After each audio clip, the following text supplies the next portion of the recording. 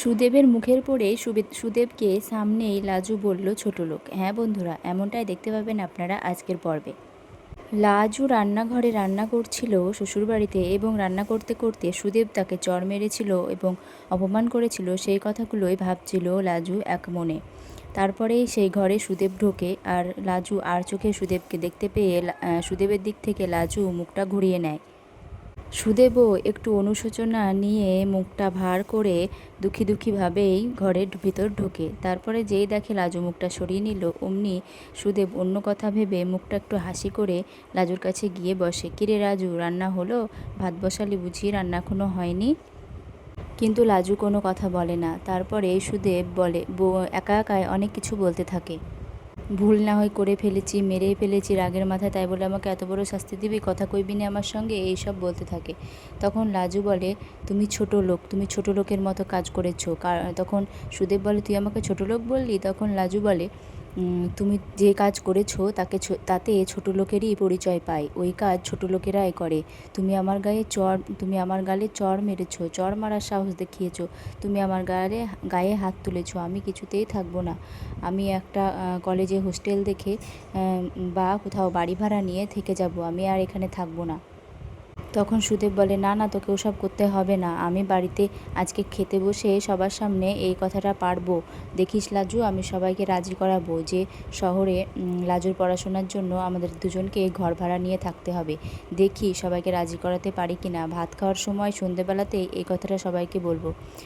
কথা মতো সুদেব খেতে বসে এইসব কথা বলতে থাকে, ঘর ভাড়া নেওয়ার কথা, আর সেখানে অনেকগুলো টাকা লাগবে। এটা শুনে সুদেবের বাবার তো মাথা খারাপ। তখন সুদেবের বাবা বলে, এতগুলো টাকা কোথায় থেকে আসবে? না না, অতগুলো টাকা আমি দিতে পারবো না এখন। এরপর সুদেব এবং সুদেবের দাদা সুদেবের বাবাকে বলতে থাকে, এখন কেন তুমি রাজি হচ্ছ না? এর আগে যখন তোমাকে বলেছিলাম তখন তো তুমি বেশ রাজি হয়েছিলে। তুমি তো বলেছিলে ঠিক আছে দুজনে ঘর ভাড়া নিয়ে শহরে থাকবি। তাহলে এখন যে বড় রাজি হচ্ছ না? তখন সুদেবের বাবা বলে, আমি তো তখন জানতাম নে যে এতগুলো টাকা লাগবে একসঙ্গে। আর তাছাড়া তখন তো তোরা বলেছিলি যে ছোটো বৌমা ডাক্তার হয়ে অনেক টাকা ইনকাম করে আমাদেরকে দেবে, সেই সব ভেবে আমি রাজি হয়েছিলাম। কিন্তু এখন এতগুলো টাকা আমার পক্ষে দেওয়া সম্ভব না। না না, কটা টাকাই বা আসে দোকান থেকে, এতগুলো টাকা চেয়ে বসছিস? লাজু বুঝতে পারে এরা কোনো টাকা পয়সা দেবে না, আর ঘর ভাড়াও নেওয়া হবে না। তাই লাজু কলেজে গিয়ে প্রিন্সিপালের সঙ্গে কথা বলে হোস্টেলের জন্য। লাজুর মুখ দেখে ম্যাডাম বুঝতে পারে যে লাজুর হোস্টেলটা খুবই প্রয়োজন। লাজুকে দেখে তাদেরও কষ্ট হয়, কিন্তু তারা কি করবে, তারাও তো নিরুপায়। তারা বলে, দেখো লাজবন্তী, কলেজে হোস্টেলের জায়গা তেমন ফাঁকা নেই, কিন্তু তোমাকে আমরা কথা দিতে পারছি না, কিন্তু আমরা চেষ্টা করব। এইভাবেই প্রিন্সিপাল ম্যাডামও লাজুকে পুরোপুরি ভরসা দিতে পারে না। শুনে লাজুর মনটা একটু খারাপই হয়। তারপরেই লাজু সেখান থেকে চলে যায়। ওদিকে সুদেবকে ফোন করে বনলতা কান ভাঙচি দেয়।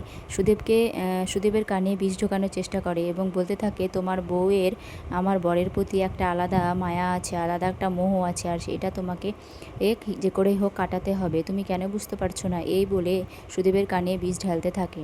ওদিকে সুদেবের মাও বলতে থাকে যে ওই মেয়েকে আমি কিছুতেই পড়াশোনা করতে দেব না। ওই মেয়ের খুব গরম না, ওই মেয়েকে আমি ওই বাড়িতে যাব, গিয়ে ওই মেয়ের নামে বদনাম বের করব। কিছুতেই ওই মেয়েকে আমি ওখানে থাকতে দেব না।